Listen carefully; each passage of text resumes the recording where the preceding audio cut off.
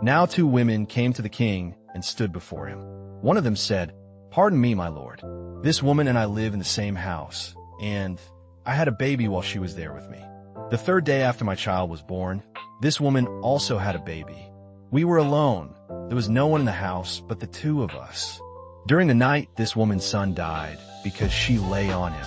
So she got up in the middle of the night and took my son from my side while your servant was asleep. She put it by her arm and put her dead son by my arm.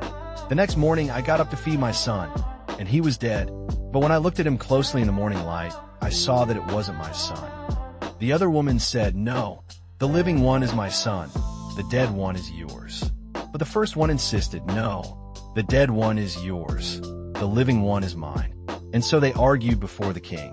The king said, "This one says, 'My son is alive and your son is dead,' while that one says, 'No, your son is dead and mine is alive.'"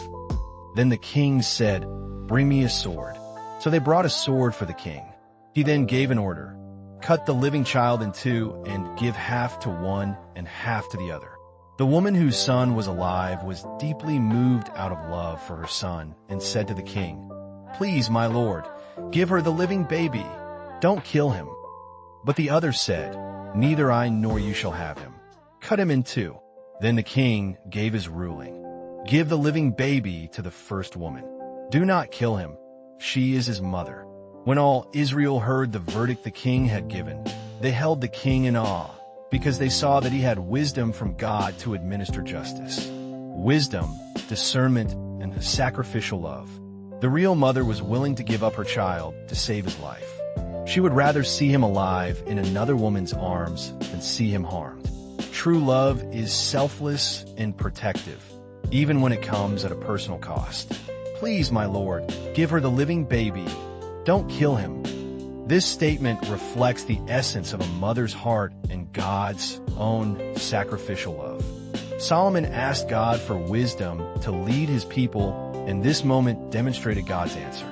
The king's discernment not only resolved the conflict, but exposed the heart of both women. They saw that he had wisdom from God to administer justice.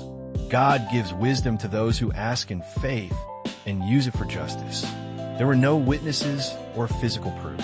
The king had to rely on insight and divine wisdom to reveal what couldn't be seen. This points to the Holy Spirit's role in revealing truth in hidden matters. In today's setting, this could reflect custody battles, broken homes, and the burden of systemic injustice. Yet it still proves that love is proven in action, not just words. Wisdom, not power, reveals truth. A true parent or leader puts the child's life first, even above personal rights.